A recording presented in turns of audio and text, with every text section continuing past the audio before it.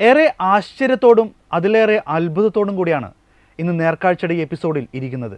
കേരളത്തിൽ ഇന്നേ വരെ കേട്ട് കേൾവിയില്ലാത്ത, ഒരിക്കലും കേൾക്കാൻ സാധ്യതയില്ലാത്ത ഒരു വിഷയം കഴിഞ്ഞ ദിവസം ഒരു ക്രൈസ്തവ വിദ്യാഭ്യാസ സ്ഥാപനത്തിൽ അരങ്ങേറിയിരിക്കുന്നു. ആദ്യം കണ്ടപ്പോൾ അതൊരു ഫേക്ക് ന്യൂസ് ആകാമെന്ന് കരുതി. ഒരു മനുഷ്യൻ്റെ അല്ലെങ്കിൽ ഒരു സാധാരണ വ്യക്തിയുടെ, പ്രബുദ്ധ കേരളത്തിൽ ജീവിക്കുന്ന ഒരു വ്യക്തിയുടെ മാനസിക ചിന്തയനുസരിച്ച് അതൊരു ഫേക്ക് ന്യൂസ് ആകാമെന്ന് കരുതി. പിന്നാലെ അത് യാഥാർത്ഥ്യമാകണം എന്ന രീതിയിലുള്ള വാർത്തകൾ വന്നു.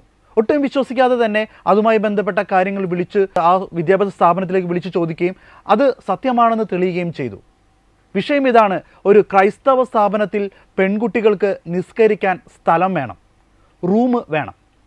ഇവർ പഠിക്കാനാണോ വരുന്നത്, അതോ നിസ്കരിക്കാനാണോ, മതത്തിന് വേണ്ടിയാണോ വരുന്നത്? മതത്തിന് വേണ്ടി ഇവർക്ക് മദ്രസകളില്ലേ എന്ന ചിന്ത അപ്പോൾ കടന്നുപോയി. ഇന്ന് നേർക്കാഴ്ച ചർച്ച ചെയ്യുന്നതും അതുതന്നെയാണ്. ഇത് കേരളമാണോ അതോ താലിബാനോ?